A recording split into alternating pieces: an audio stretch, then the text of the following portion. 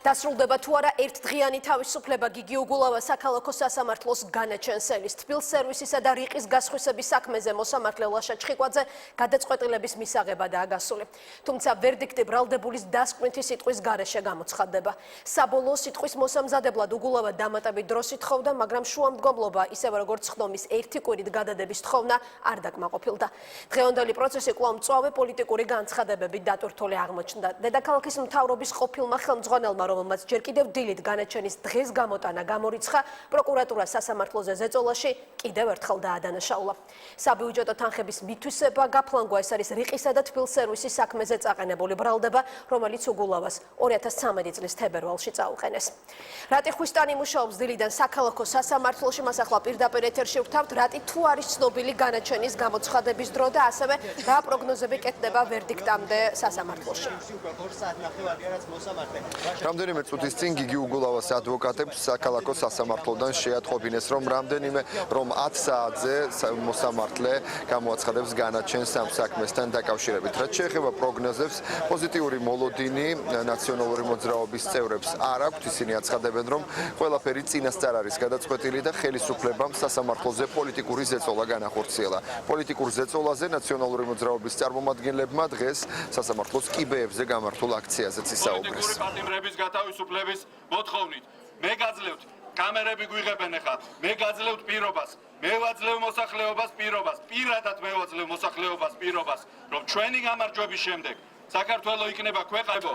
მე მინდა რომ ყველა ერთად ძალიან როდესაც ყველას გამოვიყვანთ სამუდამოდ და როდესაც გვექნება ისეთი საქართველო, როცა ერთი ადამიანის ნებასურვილის მიხედვით არ იჭერენ პოლიტიკურ ოპონენტებს და როდესაც გვექნება ისეთი საქართველო, როდესაც აღარც ერთი პოლიტიკური პარტია ამ კიბეებზე აღარ ჩაატარებს აქციას, პირადად მე ვაძლევ მოსახლეობას პირობას, რომ ჩვენი გამარჯვების შემდეგ საქართველო იქნება ქვეყანა, სადაც არც ერთ პოლიტიკურ პარტიას აღარ დაჭირდება აქ მიტინგი პოლიტპატიმრების გამოსაშვებად. მოსამართლე თავის განაჩენს გამოიტანს, გამოაცხადებს 10 საათისთვის, ამიტომ ყველას მოვუწოდებ და ვაცხადებთ, რომ 10 საათისთვის შევიკრიბოთ.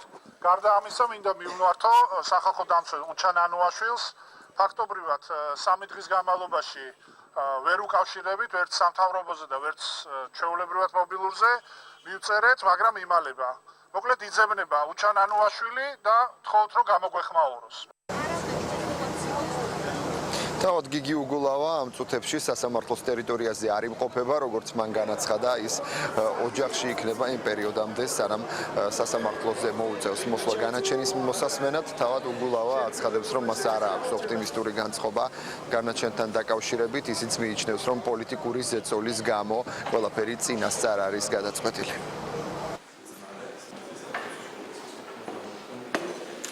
ფილებით უნდა მივიტანოთ ქვეყანა, აი ესე სული უნდა დავიჭირო და მივიტანოთ ყველამ ერთად და არჩევნებზე ეს ადამიანი ჩამოვაშოროთ, აი ეს რა ქვია, ლიმონკა, რომელიც ხელში უჭირავდა, ეს მოძრობილი აქვს და თამაშობს ამით. ეს როდის აფეთქდება და ქვეყანას ააფეთქებს, აი ეს უკვე აღარავინ აღარ არის. აი ეს უნდა მორჩეს არჩევნებზე წყნარად, შვიდად, მაგრამ მტკიცეთ. ამიტომ არ უნდა წამოგვაგონ ამათ არანაირ პროვოკაციაზე, ამას ხასხასმით ვამბობ. დანარჩენი ამ ფარში, რა თქმა უნდა, მონაწილეობას არანაირი აზრი არ აქვს და ამიტომ არც მივიღე მონაწილეობა ამაში.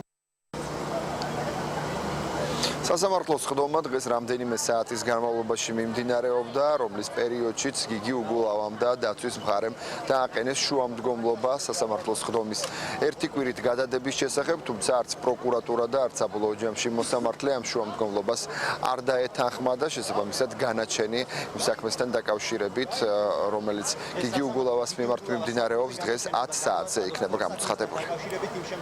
მადლობთ, რატი ეს იყო რატი ხვისტანი და ჩართვა საქალაქო სასამართლოდან, სადაც როგორც უკვე მოვისმენთ, განაჩენის სავარაუდოდ 22 საათზე უნდა გამოცხადდეს.